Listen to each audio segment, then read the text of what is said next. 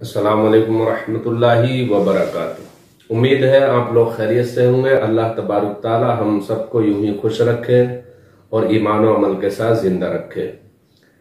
सास बहू का रिश्ता बेहतर कैसे बने?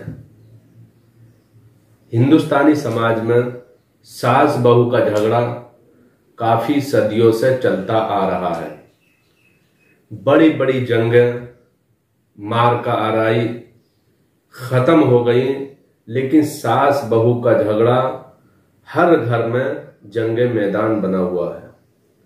अक्सर घरों के अंदर बड़ी बड़ी जंगें, बड़ी बड़ी लड़ाइयां सास बहू को लेकर हो जाती हैं, यहां तक के फैसले की नौबत आ जाती है और आपस में तलाक होकर फैसला हो जाता है।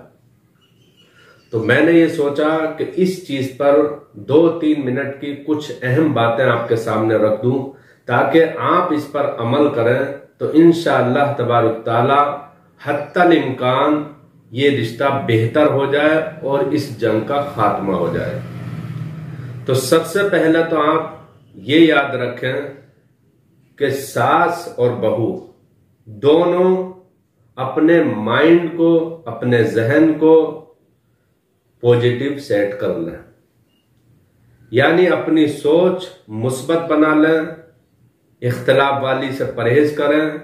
क्योंकि होता क्या है, शादी से पहले, बहू आने से पहले सास के जहन में ये बात चलती है कि इस जमाने की जो बहुएं हैं, लड़कियां हैं, वो बहुत ही मॉडर्न हैं, बहुत ही तेज हैं और बहुत ही चालाक हैं और वो अदब नहीं करती हैं।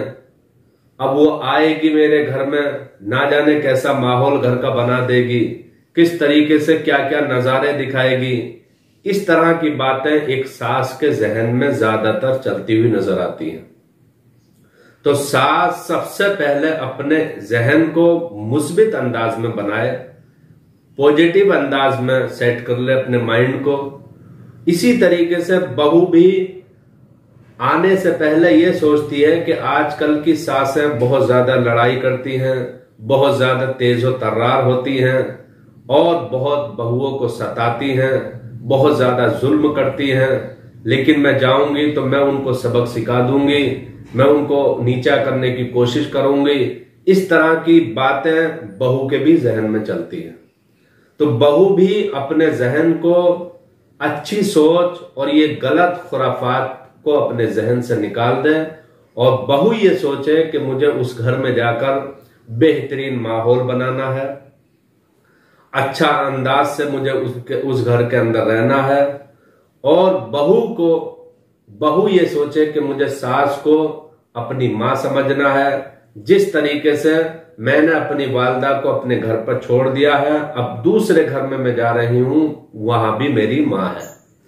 और सास भी ये समझे कि ये आने वाली बहू नहीं बल्कि ये मेरी बेटी है।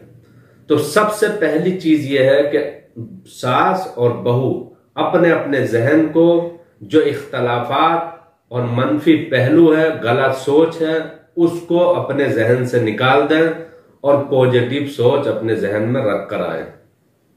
सबसे पहली चीज अपना जहन साफ करना। दूसरी चीज यह है कि आपस में एक दूसरे की ताजीम, एक दूसरे से प्यार और मोहब्बत से रहें। क्योंकि हमको रिश्ता बेहतरीन बनाना है, इस रिश्ते को अच्छा बनाना है और रिश्ता अच्छा बनाने के लिए आपस में प्यार मोहब्बत से रहना है। और हदीस पाक के अंदर भी आता है, नबी अकरम नूर मुजस्सम सल्लल्लाहु ताला अलैहि वसल्लम ने इरशाद फरमाया, जिस हदीस का मफहूम यह है, जो शख्स बड़ों की ताजीम नहीं करता और छोटों पर शफकत नहीं करता है, वो हम में से नहीं है। तो इस हदीस को मद्देनजर रखते हुए सास ये सोचे कि मैं उम्र में बहू से बड़ी हूं, तो अपनी बहू पर शफकत करती रहे, मेहरबानियां करती रहे, नरमी से पेश आए। और बहू ये सोचे, इस हदीस को मद्देनजर रखते हुए, कि बड़ों की ताजीम करनी है, तो सास को अपनी मां समझकर मां का दर्जा दे, हमेशा उनकी खिदमत गुजारी और उनकी ताजीम और अदब करती रहे। और दोनों एक दूसरे के जब प्यार मोहब्बत से रहेंगे, सास इसको अपनी बेटी समझेगी, मेहरबानियां करेगी और सोचेगी जिस तरीके से मेरी बेटी से गलती होती थी, अगर मेरी बहू से कोई गलती हो जाती है तो फौरन उसको वो नजरअंदाज कर दे, उस चीज पर डांटे नहीं बल्कि बहुत ही नरमी से उसको समझा दे। तो दूसरी चीज ये है कि आपस में सास और बहू ये सोचे कि हमें एक दूसरे की इज्जत करनी है, क्योंकि जमाना यह है और इस्लाम भी कहता है जितना आप इज्जत करोगे इतनी ही इज्जत आपको मिलेगी। रब ये कहता है, कुदरत ये कहती है कि जितना आप ज्यादा दूसरों की इज्जत करोगे, झुकोगे, आजिजी और इंकिसारी करोगे, इतना ही अल्लाह रब्बुल इज्जत आपको इज्जत देगा, आपको बड़ा बना देगा। तो एक दूसरे की इज्जत, एक दूसरे का अदब सास बहू करती रहे। तीसरी चीज यह है कि एक दूसरे की मदद करना। होता क्या है, सास कुछ उम्र को पहलू को पहुंच जाती है जिसकी वजह से कुछ बीमारियां भी हो जाती हैं, तो सास ज्यादातर बैठती हुई बहू को नजर आती है। तो बहू ये सोचती है कि सब काम घर का मैं ही कर रही हूं, सब मेरे ही जिम्मे दे दिया, मुझे नौकरानी बना दिया। ऐसा नहीं, बल्कि सास अगर सही है और तंदुरुस्त है और बहू की छोटी कम उम्र है, ज्यादा उम्र नहीं है, हट्टी कट्टी है, तो सास को भी थोड़ा बहुत काम करना चाहिए, बहू का हाथ बटाना चाहिए। और बहू भी ये सोचे कि मेरी सास इस उम्र को पहुंच गई है, इतना काम नहीं कर सकती हैं, तो छोटा छोटा काम बहू देती रहे। और बहू ये कोशिश ये करे, जिस तरीके से मैं घर के अंदर माँ से काम नहीं कराती थी, कोशिश करती थी मैं अपनी माँ का काम खुद करूं, इसी तरीके से बहू ये सोचे कि मैं अपनी सास का जो भी काम है मैं खुद करूं और वो काम कम करें। तो एक दूसरे की कामों के अंदर मदद करें। चौथी चीज ये है कि शिकायत ना करें।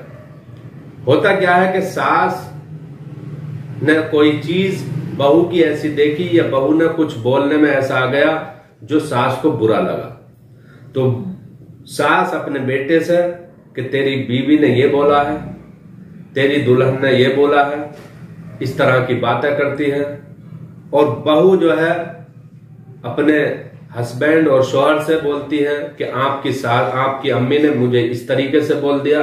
तो आपस में सास और बहू के दरमियान में आपस में कोई बातचीत हो जाए, कोई शिकायत वाली बात हो, तो दोनों ही आपस में प्यार मोहब्बत और नरमी और इत्मीनान के साथ गुस्से को करीब ना लाएं, बल्कि नरमी के साथ एक दूसरे से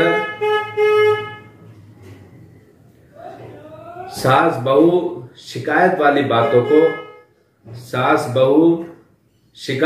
बातों को आपस में एक दूसरे से तबादला ख्याल कर लें।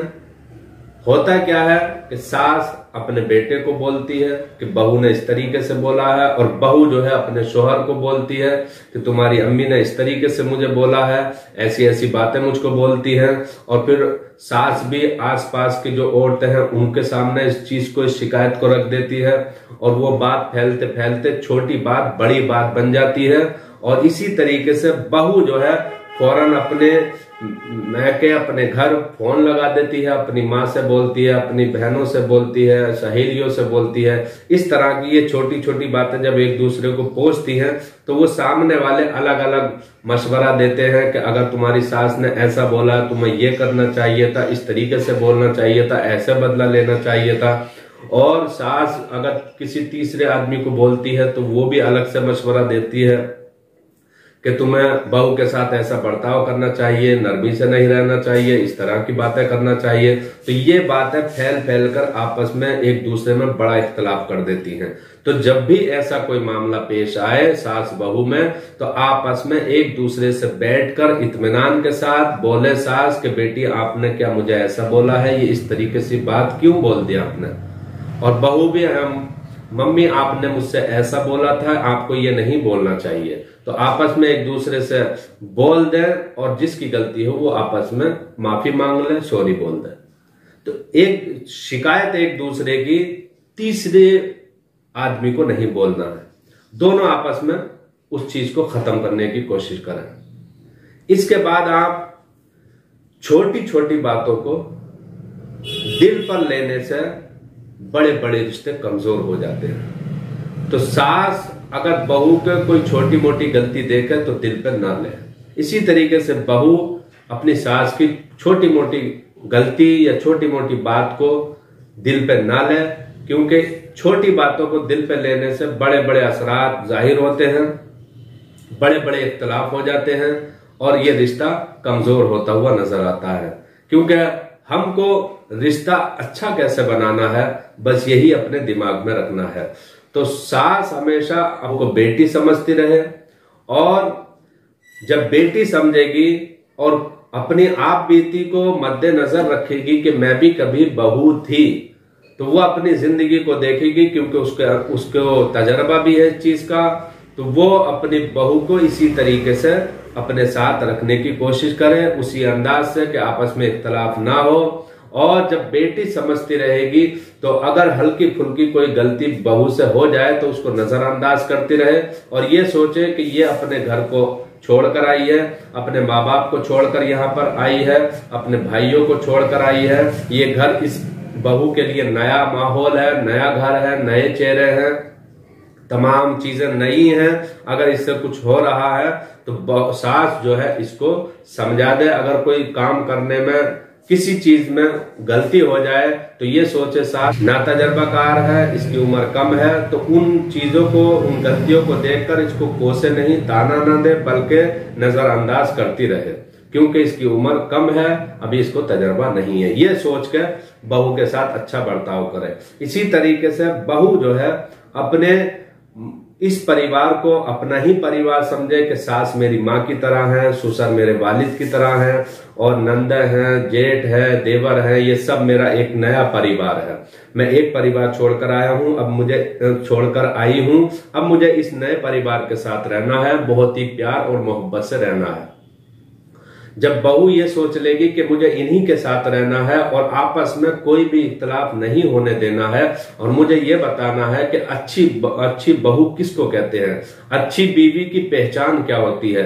अच्छी बहू की पहचान सबसे बड़ी यही होती है कि पूरे घर को बहुत ही शांति से, बहुत ही अच्छे माहौल बनाकर लेकर चलना, ये एक अच्छी बहू की पहचान होती है। और सास अपनी बहू को बेटी और बहू अपनी सास को माँ समझे, क्योंकि आप जानते हैं इंग्लिश के अंदर बहू को बोला जाता है डॉटर इन लॉ और सास को बोला जाता है मदर इन लॉ। तो daughter in law, mother in law, daughter in law का शॉर्ट फॉर्म बनता है दिल, और मदर इन लॉ का शॉर्ट फॉर्म बनता है मिल। तो ये इंग्लिश के अल्फाज ही बता रहे हैं, सास और बहू का दिल आपस में मिल जाना चाहिए, दिल मिल। तो जब अंग्रेजी ही आपको ये एक तरह की नसीहत कर रही है, तो हम उम्मीद है आपने ये छोटी छोटी बातें सीख ली और जान ली। इसके अलावा और भी बहुत सी बातें ऐसी होती हैं जो आप खुद ज्यादा जानते हो। मैंने इस्लाम के हिसाब से आप लोगों के सामने ये चंद बातें रख दी हैं। मैं उम्मीद करता हूं कि आपको ये पसंद आई होंगी। अल्लाह तबारक ताला हम सबको इस्लाम को समझने की तौफीक अता फरमाए और लड़ाई झगड़ों से बचने की तौफीक अता फरमाए। अस्सलाम वालेकुम व रहमतुल्लाहि व बरकातुहू।